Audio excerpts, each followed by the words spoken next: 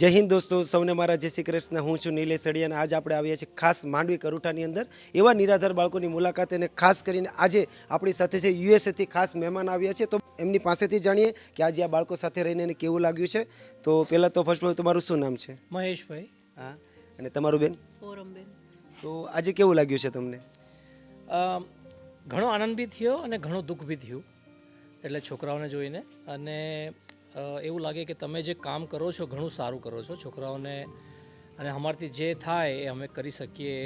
તમે અહીંયા લાવીને અમને બહુ એવું લાગે છે કે તમે અહીંયા લાવીને અમને બહુ સારી જગ્યા પર લાવ્યા હતા કે અમે કશું કરી શકીએ છોકરાઓ માટે, બાળકો માટે. એટલે થેન્ક યુ વેરી મચ તમારે નિલેશભાઈ કે તમે અમને અહીંયા લાવ્યા અને આ બધું બતાવ્યું તાકે અમે છોકરાઓની કશી મદદ કરી શકીએ ભવિષ્યમાં. આભાર તો ભગવાનનો કે આજે આપણને બધાને મળ્યા, અને ખાસ કરીને આજે ભગવાનના સંકેતથી માત્ર નિમિત્ત બનાવતા હોય છે. અમે તો માત્ર નિમિત્ત બનીએ છીએ, બાકી બધા લોકોનો સપોર્ટ છે ત્યારે આ બધું કામ થતું હોય છે. અને જ્યારે આપણે વિડીયોના માધ્યમથી દરેક લોકોને બતાવવાની કોશિશ કરતા હોય છે, પણ જ્યારે અહીંયા રૂબરૂ આવો ત્યારે તમને ખ્યાલ આવે કે અહીંયા બાળકો કેવી હાલત સાથે, કેવી પરિસ્થિતિ સાથે જીવી રહ્યા છે. સાચી વાત છે. અને આ બાળકોને જે મેં કીધું છે, આ બે છોકરીઓને માધવી અને એ લોકો અગર સારું ભણશે, જે બી છોકરાઓ, અને 12મી સારું પાસ કરશે તો એ લોકોને મારે અમેરિકામાં એ લોકોને સ્પોન્સર કરવા. Thank you so much. અને એ લોકોને આગળ વધારવા. કેવું લાગ્યું છે આજે તમને?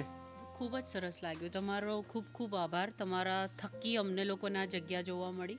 બિકોઝ અમે બધી જ ઘણી જગ્યાઓ પર જઈએ છીએ, પણ આવું અમે જોયું નથી.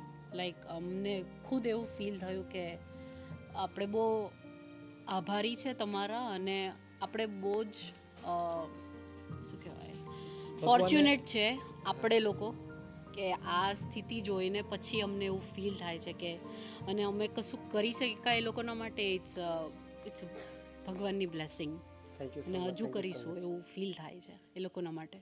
ના, થેન્ક યુ સો મચ. બસ આજે જે પણ અમે કરતા હોય છે, દરેક લોકોનો સાથ છે, સપોર્ટ છે, ત્યારે જ આવું સારું કાર્ય થતું હોય છે. અને ખાસ વાત તો એ છે કે અત્યારે ઠંડીની સિઝન ચાલે છે, અને તમે કીધું કે અત્યારે બાળકોની શું રિક્વાયરમેન્ટ છે, તો અત્યારે ઠંડીના સિઝનમાં બાળકો પાસે સ્વેટર પણ નથી હોતું. ઘણી બધી તકલીફો સાથે આ વાતાવરણની અંદર બાળકો રહેતા હોય છે. પણ આજે તમારા સપોર્ટથી, તમારા સહયોગથી બાળકોને જે પણ ભણવામાં તકલીફ પડી રહી છે, રહેવામાં તકલીફ પડી રહી છે, એમાં બહુ મોટી રાહત મળશે.